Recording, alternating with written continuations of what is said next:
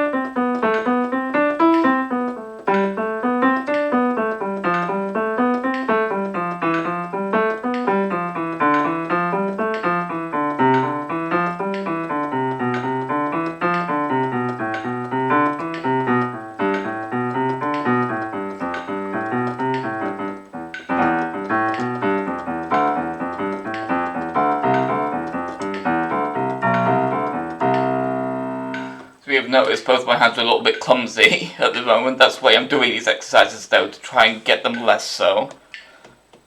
From this point on, I'm going to turn off the metronome because now we're straying into pieces that I'm not comfortable enough with yet to actually play with the metronome. So I'm going to just kind of chill out with a couple of pieces because again, these exercises can get a little bit dull and it'll always be burning out. So next I'm going to go for No One Knows Who I Am from Jekyll and Hyde the Musical, because I just quite like this piece and it's good for practice with the pedal.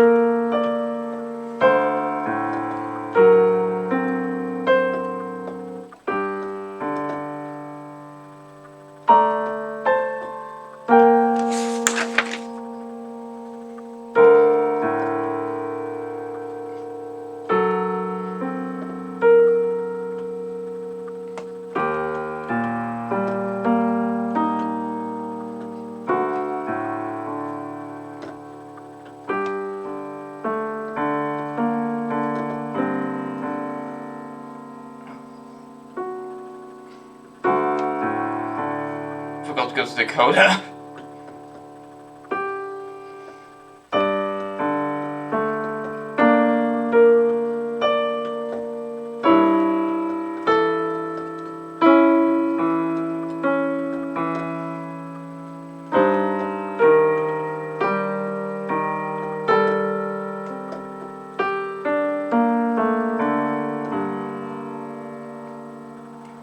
Yeah, the second time I forgot to change to the coder, so I accidentally started doing the loop again, or preparing to. Whoops. But this is why you practice, so that you can kind of iron out the kinks in the go. And eventually, when I'm more confident with these kind of pieces, I'll start doing them with metronomes as well. It's just the metronome often adds just another layer, and that often just kind of distracts me. If I'm not already comfortable enough with the piece to actually practice it fully with the metronome, I really need to take a long time to get into the metronome of a particular piece.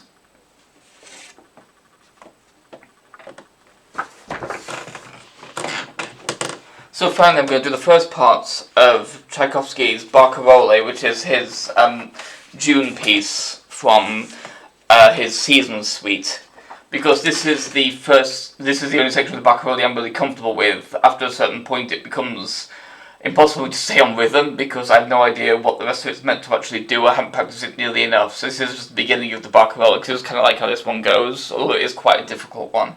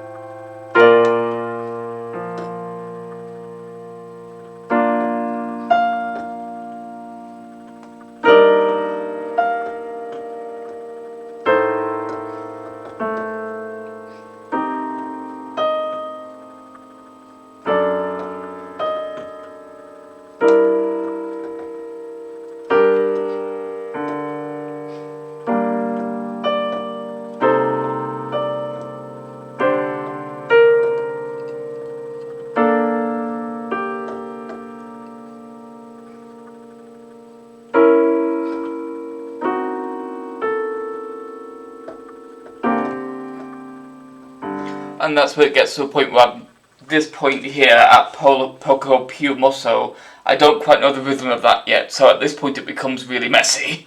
I mean, the first part was quite messy, but this is where it completely falls apart. So just thought I'd show that one off because I quite like that one, and sometimes it's just nice to go into a piece that's a bit too difficult for you, but you can kind of get the hang of the beginning of it.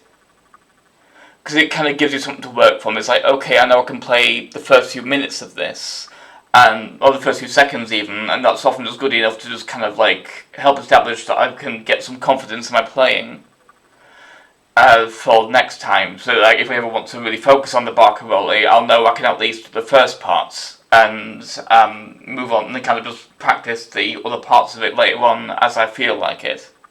So that's just kind of an example of how I practice. I might do other vlogs like this if this video does well, we'll see, just kind of showing off other pieces that I like to try and play, and just kind of like as a good log of how much my playing improves. Because currently, especially when it comes to turning pages, I'm very clumsy there because I haven't memorized the bridging points between on the page, between the first and the next page. So I always kind of stop there while I turn the page to get to the next thing. But I do prefer having like the physical book, so I could go for a tablet.